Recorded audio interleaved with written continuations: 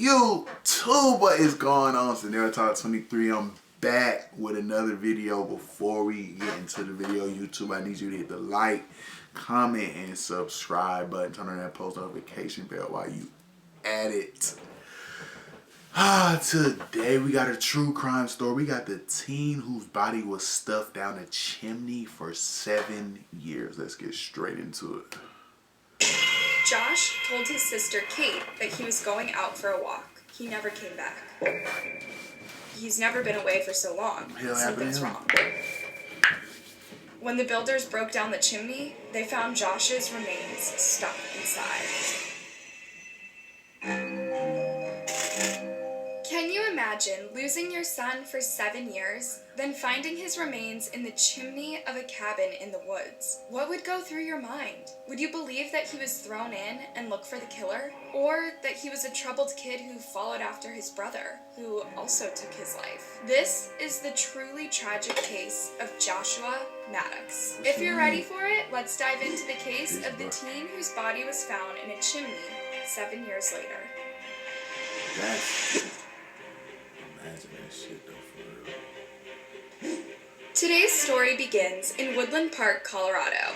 This peaceful 7,000 people town was home to Joshua Maddox. He was born on March 9th, 1990, and grew up with his dad Michael, his brother Zachary, and his two sisters, Ruth and Kate. It was a pretty big family, but they were all close to each other. Josh was homeschooled for 2 years, but eventually he enrolled in Woodland Park High School. Josh had always been into music, and by the time he was in high school, he had become a talented guitarist. He'd spent most of his spare time jamming with his friends or writing. In high school, he also created a series of comic strips and shared them around the school. But in 2006, tragedy struck. What the hell happened in 2006? What do you want? What a Time job damn that I bad. hate.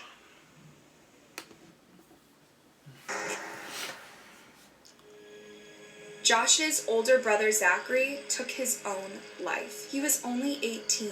The whole family took a big hit, and for Michael, it was clear that his children will never be the same again. In May 2008, Josh was 18 years old. Although he had never fully recovered from losing his brother, all his friends and schoolmates described him as a jolly guy with a great sense of humor.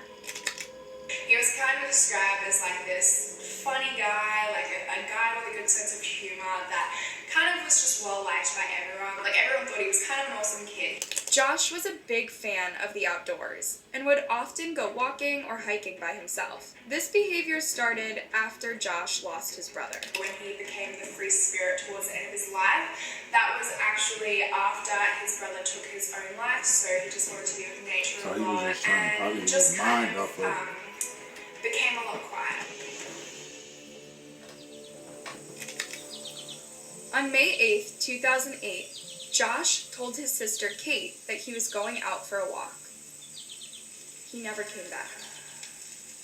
Because Josh often kept to himself and went out for long walks on his own, his family didn't think much of it at first. But as he didn't come home that day at all, his dad Mike started to worry. I got up one morning and Josh was there. Then he never came home. The next day he still didn't come home. I called his friends. Nobody had seen him. Nobody knows where he is. Josh's family juggled two thoughts. On the one hand, he should be fine. It's not unlike him to be in nature. On the other hand, he's never been away for so long. Something's wrong. Finally, on May 13th, 5 days after Josh left, Mike called the police and reported his disappearance. The police searched for Josh through every nook and cranny of Pike National Forest. But days turned to weeks, turned to months, and there was no sign of Josh. The last person he spoke to was his sister Kate when he left his home for the last time. Kate eventually wrote a post on Facebook about her brother. Since Josh was 18, it has been reasonable to assume he might have decided to leave town to start a new life. As one of his two older sisters, I have always chosen to believe that this was the case. I have expected Josh to return home to my father's house at any time with a wife and small children. Maybe we would find him playing music with a band on tour, or catch him writing successful novels under a pen name, so that he could keep his preferred lifestyle of solitude in the woods. This may sound like wishful thinking, but just like Kate, nobody else had reason to suspect foul play. Josh never got into fights. He was never part of any sketchy gangs, and his high school knew him as an all-around good guy, with excellent grades. The story of Josh starting a new life became the running story for his family. Mike even kept the family's old house in case Josh ever decided to return. On August 12, 2015, 7 years had passed since Josh's disappearance. The Maddoxes had accepted that Josh had left them, but they were about to get a piece of very tragic news. Chuck Murphy, the owner of a local construction company, decided to demolish one of his old cabins in the woods. Neither him nor anyone else had visited the place in over a decade, and he figured he would start over with that patch of land. The place was damp, it smelled like hell. There was raccoon poop all over the place. We really had no reason to go there except to tear the building down.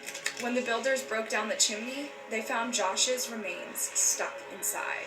As they dismantled the chimney and reached the interior, Chuck made the horrifying discovery of the body of a young man, cramped into a fetal position, with his legs above his head. Josh was crammed inside the chimney upside down, about a meter above the ground. The remains were so decomposed, the builders described them as mummified. Chuck quickly called the police, who arrived at the scene with the county coroner. With the help of a forensic odontologist, they identified the remains as Josh's via dental records. The cabin was less than half a mile from his home.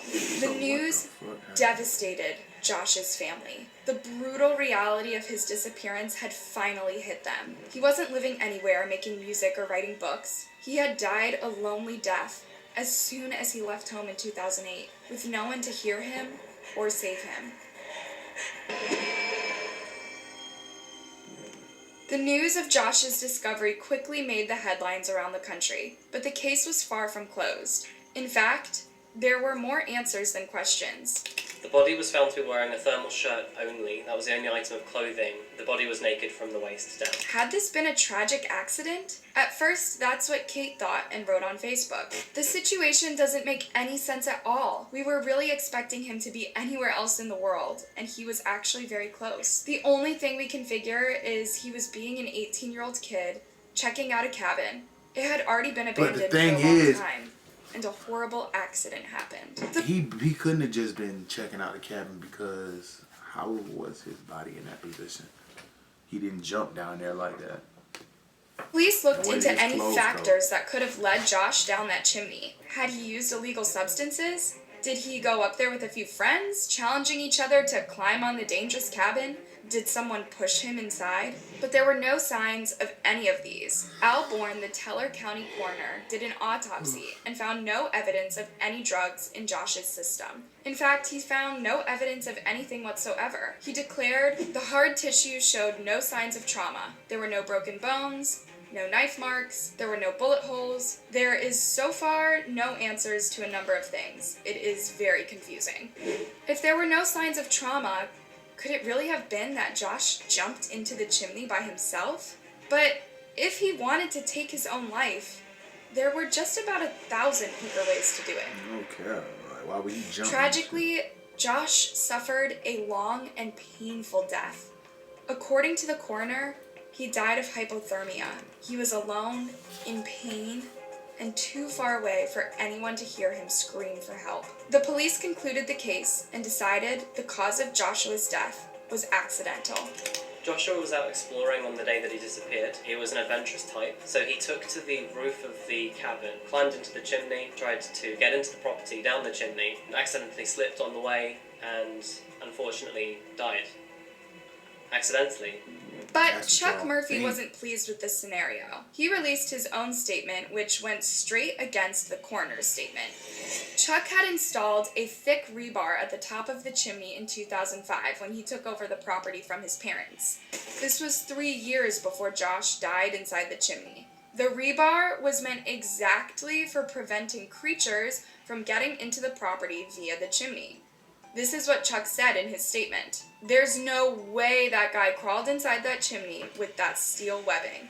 He didn't come down that chimney. Also, Chuck's specialization is construction, so it's pretty likely he knew what he was talking about when he released that statement. Although he didn't live inside the cabin, Chuck often visited it as he kept it as storage. He would have probably known if the rebar was gone. him, hey mom, I spent 8 years on this degree, but I hate it, and I really want to change jobs. I'm sorry, I know this sounds... There's another disturbing detail. Remember that Josh was found inside the chimney only wearing his thermal shirt? It gets weirder. His other clothes were found neatly folded inside the room of the fireplace. This means that one way or another, Josh was inside the cabin before going up or down the chimney. And finally, Chuck Murphy noticed that the breakfast bar had been ripped away from the wall in the kitchen and placed alongside the fireplace. Was someone trying to block Josh from coming out of the chimney? Even with all of these brand new details available, the police still ruled Josh's death as an accident. But their scenario made zero sense. If Josh had died by accident, this means he would have entered the cabin, took off most of his clothes, folded them neatly and put them down, then went out onto the cabin's roof, removed the rebar, and crawled inside the chimney head first. How could the police overlook the absurdity of this scenario? There's a lot of questions in this As case, the police seemed to ignore any other options apart from accidental death, tips started pouring in, but they were mostly people sharing their opinion on the case. Once the police received a call from an 18-year-old who said he heard someone say, "I put Josh in a hole." This tip was initially ignored, and Josh's case remained closed. But a few years later, one of Josh's former classmates posted on Reddit, "I went to high school with this skinny, dorky hippie named Andy who played guitar in a band. I was never good friends with him or anything, but a year or so after I graduated, one of my good friends, Josh, started hanging out with him and then went missing. Last I heard, Andy was telling another friend, 'Yeah, me and Josh have been spending a lot of time together. We're planning a trip to New Mexico.' Didn't really think anything of it until somebody showed me these articles." Indeed, Josh's friend didn't suspect Andy when Josh disappeared in 2008 because he had no idea what Andy would end up doing. Andrew Richard Newman and Josh went to high school together and jammed together for a while. Josh never made it to New Mexico, but Andy did. In May 2009, Andy befriended a man called James in a bar in Albuquerque. They had a few drinks together, and Andy asked James if he could crash at his place that night. James agreed, and they left together with James's disabled friend. When they got home, James went to take a shower. When he came back into the living room, his disabled friend was dead. He had been stabbed in his wheelchair, and Andy was gone. Andy proceeded to run away from New Mexico and enter Texas. There, he wandered the streets of Houston, going door to door, asking people for food and water. A Houston resident came home one day and found Andy in his living room. He came home and found Newman alone in his house with his 15-year-old son and 17-year-old daughter, acting strangely. The man took Andy to the police station. His fingerprints matched those at the crime scene in Albuquerque. When he learned this, Andy confessed to another murder, a woman in Taos, New Mexico. He claimed that he her and stuffed her body in a barrel. However, the police in New Mexico already had a suspect, so the case was dropped from Andy Newman. Yeah, the police decisions in this story simply don't make a lot of sense, do they? So Andy spent a few years in prison. Then, in 2012, he was arrested again with 7 charges, including assaulting a police officer. Then, he was arrested twice more. Finally, in December 2018, Andy was arrested in Brazos County, Texas. He'd assaulted 3 police officers and fled Florida as a fugitive. Currently, he is in a Texas prison. But let's return to Joshua Maddox. He disappeared in 2008, shortly after coming to know and play music with Andy. And let's consider all the facts. Josh told his sister he was going out for a walk on May 8th, 2008. A walk. He was most certainly planning to come home that evening. Then, the coroner's examination revealed no signs of trauma to the body, such as knife marks or bullet holes, but asphyxiation could not be ruled out. It's likely Josh was strangled. Then there's the details about the clothes. Why was Josh undressed? Was this a sex crime? Did the killer try to humiliate him? Finally, after the killer disposed of Josh's body up the chimney, he tore the breakfast bar from the kitchen wall and placed it in front of the fireplace. He didn't want Josh to get out. People around the world have been debating this case and pointing their fingers towards Andy Newman frustrated that the police are refusing to reopen the case. One Reddit user commented, "This is beyond frustrating. Andrew Richard Newman is the killer, and not only that, somebody else is serving time for a murder he did and admitted to. I don't get it. The more I type about this, the angrier I get." Luckily, Andy is serving time in jail now. Unfortunately, though, it isn't for killing Josh, as the police still consider Josh's death accidental. It seems like Josh's family will never get the closure that they want. Yeah, It's a deeply tragic story, How made they even gonna- more tragic by Mike losing both of his sons at the tender age of 18. With no justice brought for Josh, the only thing we can do is remember him as the fun, creative, and kind person he was. And that is the truly upsetting case of Joshua Maddox. Thank you for tuning in for another episode of Anna Solves. Hey, don't be shy. Give this video a like This and shit don't make no subscribe. sense, bro. Like, do you like? I don't know what happened. I can't say what happened, but do you really think he gonna take his clothes off, fold them up, tear the bar off the side of the wall, put it in front of the chimney, and go up top and just jump in? Like, no, he's not doing all that, bro. The Andy, he's most likely the one that did that to him, but it's not for me to say because it's the police's job. But YouTube, if you're rocking with the channel, leave me a like, comment, and subscribe. Catch me on the next one.